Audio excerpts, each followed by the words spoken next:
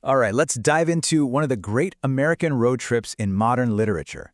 Sherman Alexie's incredible short story, This Is What It Means to Save Phoenix, Arizona. We're going to break down the characters, the symbols, and that profound final trade that sits right at the heart of this thing. So, right from the get-go, the story hits you with this question. It's the question that's basically haunting our main character, Victor. It's all about family, about identity, and about the stories we tell ourselves about who we are. And Alexie puts this dilemma front and center from page 1. So, how does a journey like this even begin? Well, like so many stories, it all kicks off with a crisis. Our guy, Victor, is at a total dead end, both financially and, emotionally, when some life-changing news lands in his lap. And right away, Alexie introduces this concept of genetic pain. See, Victor hasn't seen his father in years, but the news of his death just hits him like a ton of bricks. And on top of that, he's broke, he's jobless, and now he's facing this impossible task of getting his father's body from 1,000 miles away. He turns to the tribal council for help, right? And this is what they offer him, $100. It's such a brilliant, cutting moment that shows you everything about the poverty and the bureaucracy on the reservation. It's nowhere near enough for a plane ticket. He's totally and completely stuck. And then, just when you think he's out of options, an offer comes from the last person on Earth he'd expect. Thomas builds the fire. Thomas is the reservation's storyteller, this kind of social outcast that Victor has been avoiding for years. He's got the money, but it comes with a condition, and that one condition sets up the entire complicated heart of the story. Okay, so to really understand this trip, you have to understand the two guys taking it. They are polar opposites, but they're tied together by a history that, frankly, Victor would much rather forget. So on one side, you have Victor. He's the pragmatist, the tough guy, and he is deeply, deeply worried about what other people think of him. He knows that being seen with Thomas is social suicide. And then you've got Thomas, the keeper of all the old stories and traditions, but an outcast because of it. He's loyal, though, even to Victor, who beat him up pretty bad when they were teenagers. And this line, wow. It just perfectly illustrates Thomas's dilemma. He's got this incredible, essential gift for telling stories, a role that was traditionally revered in his culture. But now, on the modern reservation, as Alexie writes, nobody wants to listen to him.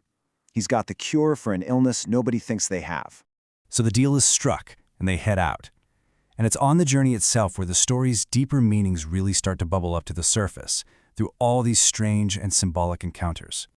The first sign comes on the airplane. Victor is just mortified by Thomas, who immediately starts talking to the woman sitting next to them. But it turns out she's a former Olympic gymnast, and it's Thomas, the weirdo, not Victor, the cool guy, who actually connects with her. She even finds common ground with them, complaining about how the government's boycott of the 1980 Olympics totally ruined her career. It's just a fantastic flip of our expectations. So, after they get to Phoenix and pick up the truck, they start that long drive home. And the landscape is just desolate, empty. The story says they're amazed at how little life there is, just this total absence of movement. And then, they see it. The only living thing they see, a single jackrabbit, darts directly under their wheels. And when Victor just kind of shakes his head at their bad luck, Thomas offers this haunting interpretation. The emptiness out there is so profound, so lonely, that even the animals want out.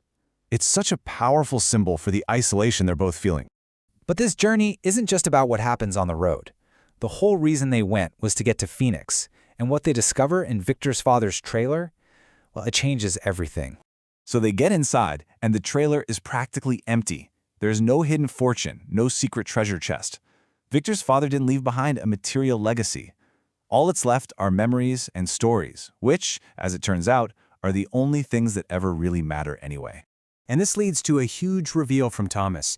He tells Victor that years ago, his dad found him at Spokane Falls, bought him dinner and drove him home. And he made Thomas promise to look out for Victor. This one act of kindness explains everything about Thomas's loyalty, and it shows Victor a side of his father he absolutely never knew existed.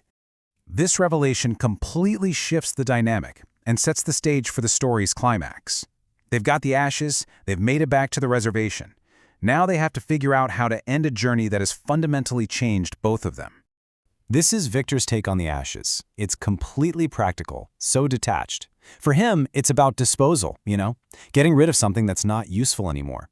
It's the pragmatist's way of dealing with the past. Just pack it up and move on. But Thomas sees something completely different. For him, the ashes aren't an ending, they're a beginning.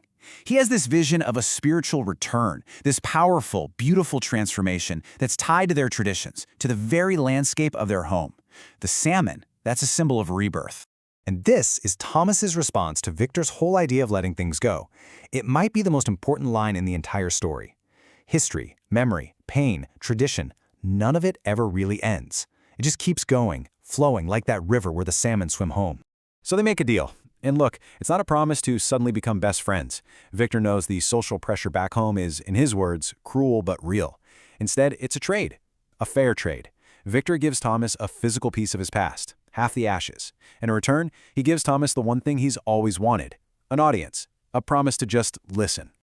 Ultimately, when you boil it all down, this whole journey comes back to the power that's held inside a single story.